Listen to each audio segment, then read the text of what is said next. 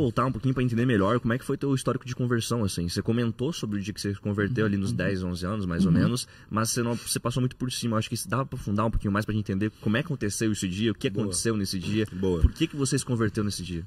Eu lembro que com uns 10 anos, eu lembro que eu tive uma experiência com o Espírito Santo e tal, né, falar língua estranha e tal. E para mim sempre estar envolvido na música sempre foi uma chave para mim também, né? Então eu sempre tive muito temor, e quando eu canto, eu sempre fui muito emotivo também, eu cantava, chorava, né? E eu entendi que não, Deus ele quer algo de mim, Deus ele quer, ele criou um caminho para mim, né? Meu ministério e tal, eu preciso seguir nisso, isso é sério, isso tem valor, isso vale a pena. E eu sei que de algum jeito eu tinha o sentimento que com Jesus eu não ia sair perdendo, né? E a gente não sai mesmo, né? Com Jesus a gente não sai perdendo. Pode ser aos nossos olhos sair perdendo, mas na verdade a gente não sai perdendo nunca, né? E eu continuei a trilhar nesse caminho. Eu fui criando essa minha fundação, onde eu tinha temor o suficiente para entender que o que eu estava fazendo e para quem que eu estava fazendo, né? Então eu sempre fui um adolescente diferenciado do resto, no sentido de entender o meu lugar no reino de Deus. Sempre fui. Eu lembro que na minha adolescência eu não era convidado para os aniversários de 15 anos. Não existe mais hoje, né? Mas eu não era porque... Sabe o que eles pensavam? Dentro da igreja isso. Dentro da igreja. Eles pensavam, não, eu não vou convidar o Bruno porque ele é muito crente. Sério? Porque a gente vai dançar a música do Creu aqui, vai ter... bebida, na Assembleia não pode beber, então vai ter bebida. Ele não vai se sentir confortável, realmente não ia mesmo. Então eles nem me convidavam. Então eles já viam, não, isso aí ele não é da nossa trupe, isso aí eles te separavam, né? Tipo, eles te separavam. Eles já me separavam, né? Eu e meus irmãos, né? Então a gente não tava naquele meio, né? Então, cara, perceba, que doido. E eu lembro que eu ficava, nossa, por que não me convida? Eu falei, depois eu entendi. Não, porque eu tô vivendo um nível de seriedade diferente, né? Então, era isso mesmo. Então eu entendi que, não, entendi, Deus, obrigado. Então, e até com mulheres também, eu nunca fui esse cara de, que fica comigo, nunca. Eu sempre, primeiro porque eu sempre fui muito seguro com as mulheres, né? Pessoalmente, né? E eu entendia que eu não podia mexer. Olha o que eu pensava, cara, já desde cedo. Eu não podia mexer com o sentimento de alguém, a não ser que eu fosse querer algo sério com ela. Perfeito. Isso era, mano, eu era um pré-adolescente, pensava assim, entendeu? Então, é sinistro. Todo isso aqui é só só denuncia onde estava meu coração, a minha intenção e tal, né? O que eu ia fazer e tal. E a gente sempre, nossa, o Júnior pode dizer, a gente fazia célula e ia tocar violão na praça, sábado do pastel, enfim.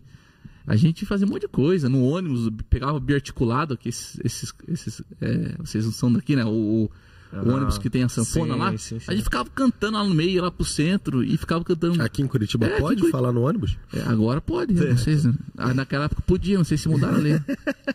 Claro que ninguém gostava, né? Ficava todo mundo. Por que esses caras tão. Certeza que não são de Curitiba.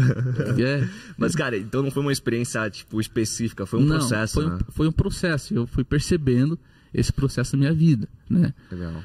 Então, isso moldou com certeza quem eu sou hoje, né? Com certeza. Agora a gente pode entrar na pergunta de como é que foi o processo de conhecer a Luiz, se tornar... porque daí você veio pra Curitiba, você conheceu ela aqui, né? Conheci ela aqui. Então, vocês vieram pra Curitiba tinha 11 anos. 11 anos. Logo então, depois a tua conversão foi aqui. Pentacampeão, logo depois. Imagine que delícia, cara. Viu? Você que é, sei lá, dos anos 2000, tenho pena de você. Não viu, Murilo. O Murilo não viu o pentacampeonato. Não viu. Rapaz do céu, Murilão. Não, então, aí você se muda pra Curitiba, a tua conversão então acontece aqui, né? Nessa idade. Basicamente, eu entendo que é entre São Paulo e Curitiba, assim, né? Tá. Mas aí vem pra cá, a gente começa também a nossa vida aqui, ativamente na igreja, onde depois aí que eu entro na orquestra, né? Faz aula de flauta doce, depois eu entro na orquestra, toco flauta transversal.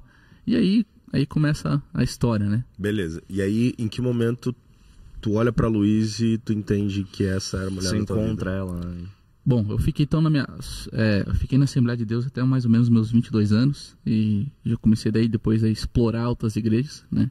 Só que isso para mim foi muito difícil, porque na Assembleia existe pra mim existia aquele peso, pô, que você tá saindo da igreja, né? Você tá indo, como assim você tá indo pra outra igreja? Sim. Né? Meus pais não eram muito a favor disso, né?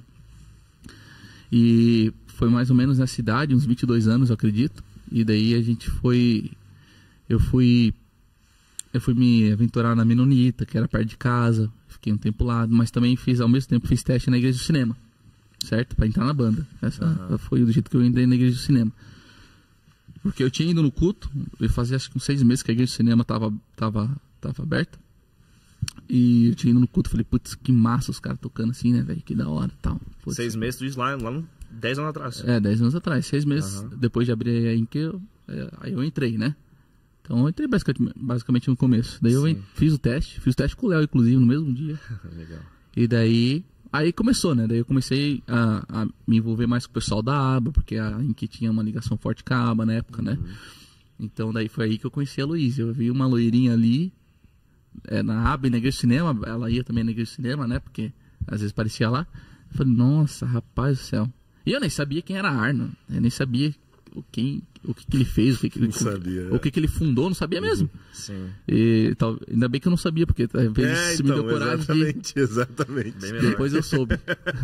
Onde você estava se enfiando. Foi melhor assim. Cara, que loucura. Porque senão talvez não teria coragem. Ou teria, né? Enfim.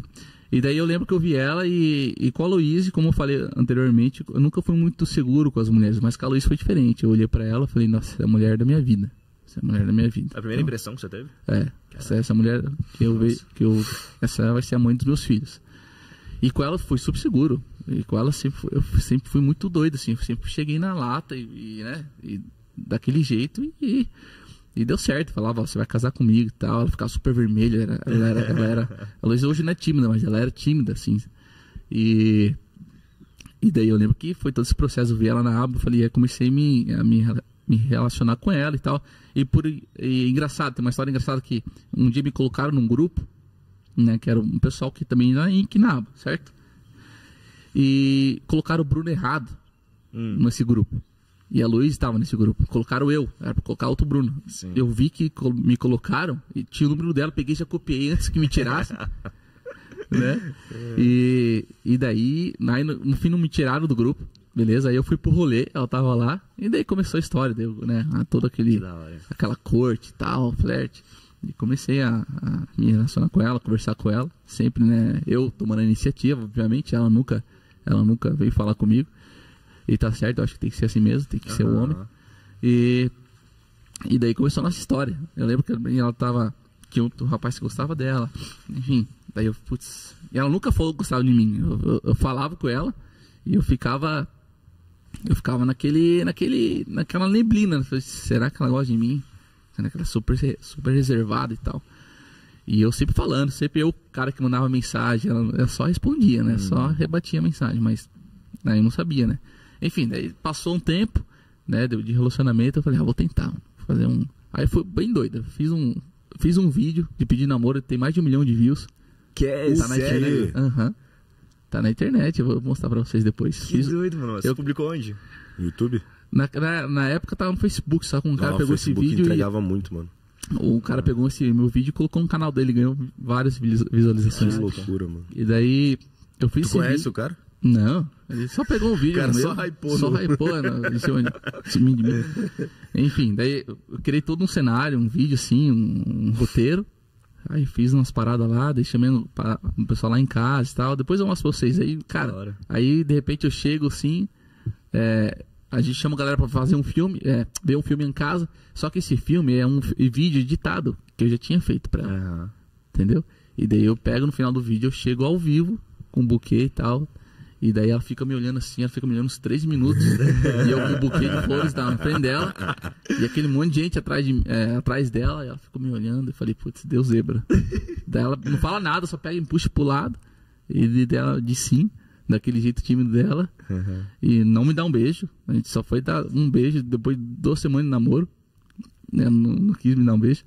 E daí começa a nossa história, né? Daí eu fui conhecer o Arno. Daí ele nem sabia quem eu era. Sim. Daí eu fui lá. Na verdade, sim, antes de eu pedir ela em namoro, eu pedi pro Arno. Só que eu peguei o telefone dele, não sei como. Também nem lembro como que eu fiz isso. tinha o telefone dele. Aí eu liguei pra ele e falei, tudo bem, pastor Arno? Aqui é o Bruno e tal. Tá. Eu quero ir na sua casa, eu quero falar sobre a Luísa e tal. Aí eu lembro que eu fui numa tarde, sim, 2 horas da tarde, fui no apartamento deles. Tava ele e a Verinha lá me esperando. Você ficava muito nervoso? Nossa, abre o elevador, tá os dois alemão na minha frente, assim. E eu já, vixi, né? Explica para as pessoas, Bruno, assim, que não são do meio, né? Ou que não conhecem as pessoas que a gente está falando. Explica para as pessoas quem é o Arno. Bom, o Arno nada mais é que um dos fundadores da ABA, União Cristã ABA, né? Então ele também idealizador do projeto Jesus é Mais, né? Fez várias cruzadas aqui no Brasil, né? Hoje ele tem a sua igreja chamada 316 Airport Church. Então ele é um pastor excepcional, né? De muita influência, de muita sabedoria, né? Então ele influencia hoje São José dos Pinhais de uma forma impressionante. Ele já foi presidente do Conselho de Pastores ali de São José. Então ele tem uma igreja gigantesca, uma igreja muito saudável ali em São José dos Pinhais, perto do aeroporto. Ele também sempre trabalhou, nunca foi um pastor integral, ele sempre foi um pastor bivocacionado, sempre teve seus negócios, sempre teve suas empresas, né? Ele é um cara que tem muita história, já teve empresa de turismo, já teve plantação de milho, soja, né, colheitadeiras, leiteria. Caraca. Enfim, ele já tem muita história, um homem muito proativo e nunca tá parado, nunca viu o Arno parado, sempre tá fazendo, sempre tá servindo as pessoas. Pessoas, no momento que tem pouca pessoa, no momento que tem muita, é sempre o mesmo cara. Então ele é de fato um exemplaço para mim. Hoje eu posso falar que ele é um pai para mim, né? Então me trata de fato como filho, de verdade, como filho, assim, sabe? Não tem erro. Então ele é um cara excepcional. Ele e a Verinha, né? Minha segunda mãe também. Então assim, eles foram essenciais quando meus pais se divorciaram, né? Eu tive uma proximidade com os dois gigantesca, assim. Então a gente eu tenho uma intimidade e respeito ao mesmo tempo por eles gigantesco. Assim, o Arno e a Verinha são exemplos de casal, de pastores, de vida, assim, de serviço, de como servir as pessoas, de como amá-las. Eles têm muita sede por almas mesmo. Esse é o negócio do Arno. Ele quer almas para Jesus. É paixão pelas almas. Que movimenta ele.